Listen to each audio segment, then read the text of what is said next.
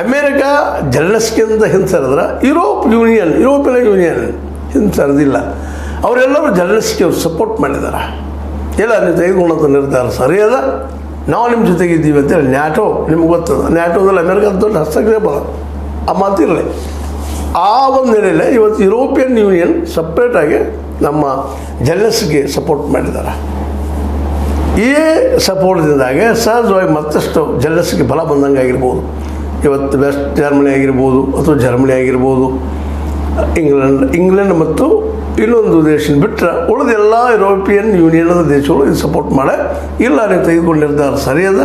ಯುಗೋಸ್ಲಾವಿಯಾ ಇರಲಿ, ಚೆಕೋಸ್ಲೋವಾಕಿಯಾ ಇರಲಿ, ಮತ್ತೊಂದಿರಲಿ, ಎಲ್ಲ ರಾಷ್ಟ್ರಗಳು, ಪೋಲೆಂಡ್ ಆಯಿತು, ಇನ್ನುಳಿದ ರಾಷ್ಟ್ರಗಳಲ್ಲಿ ಯುರೋಪ್ ಖಂಡದ ರಾಷ್ಟ್ರಗಳೆಲ್ಲ ಇವತ್ತು ನಮ್ಮ ಜೆಲೆನ್ಸ್ಕಿಗೆ ಸಪೋರ್ಟ್ ಮಾಡಿದ್ದಾರೆ.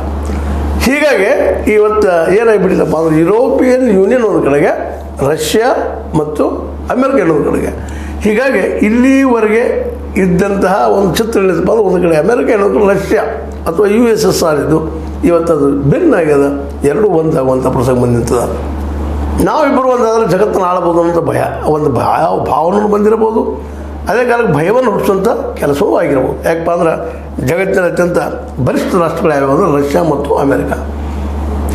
ಅಮೇರಿಕ ಅಂತೂ ಅತ್ಯಂತ ಶ್ರೀಮಂತ ದೇಶ, ನಮಗೂ ನಿಮಗೂ ಎಲ್ಲರಿಗೂ ಗೊತ್ತಿದ್ದ ವಿಷಯ. ಇಡೀ ಜಗತ್ತಿನ ದೊಡ್ಡ ಪಪ್ಪ ಅಂತೇಳಿ ಅವ್ರಿಗೆ ಎದುರಾಗಿ ಇಳಿತಿದ್ದೇನಪ್ಪ ಅಂದ್ರೆ ರಷ್ಯಾ ಅಥವಾ USSR ಅಂತ ಇವತ್ತಿಲ್ಲ, ಒಡೆದು ಹೋಗ್ಬಿಟ್ಟದೆ. ಇವತ್ತು ಒಡೆದ ಮನೆ ಆಗ್ಯದ. ಉಳಿದಿದ್ದು ರಷ್ಯಾ ಪುತಿನರು ಈ ಹೊಂದಾಣಿಕೆ ಮಾಡಿಕೊಂಡು ಇಲ್ಲ ಉಕ್ರೇನ್ ಮೇಲೆ ದಾಳಿ ಜೋರು ಮಾಡಿದ್ದಾರೆ. ನೋಡ್ಬೇಕು ಮುಂದಿನಲ್ಲಿ ಏನಾಗ್ತದೆ ಅಂತೇಳಿ. ನೀವು ನಡೆಸಿದಂಥ ಯುದ್ಧದಿಂದ 3ನೇ ಮಹಾಯುದ್ಧ ಆಗ್ಬೋದು ಅನ್ನುವಂಥ ಭಯವನ್ನು ಸಹಿತ ಟ್ರಂಪ್ ಅವರು ವ್ಯಕ್ತಪಡಿಸಿದ್ದಾರೆ. ಅದಕ್ಕೆ ನೀವು ಒಂದು ನಿಲ್ಲಿಸ್ರಿ ಮತ್ತು ಒಂದು ನಮ್ಮ ಏನಪ್ಪ ಅಂದ್ರೆ ನಮ್ಮದಿಗೆ ನೀವು ಹೊಂದಾಣಿಕೆ ಮಾಡಿಕೊಡ್ರಿ. ಖನಿಜ ಪದಾರ್ಥಗಳನ್ನ ನಾವು ತೊಗೊಳ್ಳೋಕೆ ಖರೀದಿಲಾಗಿರ್ಬೋದು, ಮತ್ತೊಂದಾಗಿರ್ಬೋದು, ನಮಗೆ ನೀವು ಸಹಕಾರ ಕೊಡ್ರಿ ಅನ್ನೋಂಥದ್ದು ನಮಗೆ ಒಪ್ಪಂದ ಮಾಡ್ಕೊಂಡು ಅನ್ನೋ ಮಾತಿಗೆ ನಾವು ಒಪ್ಪಂದ ಮಾಡ್ಕೊಳ್ತೀವಿ. ಆದರೆ ಅವ್ರ ಜೊತೆಗೆ ಪುತಿನ್ ಜೊತೆಗೆ ಹೊಂದಾಣಿಕೆ ಆಗಲಿಕ್ಕಿಲ್ಲ ಅನ್ನೋಂಥ ಸ್ಪಷ್ಟ ಅಭಿಪ್ರಾಯ.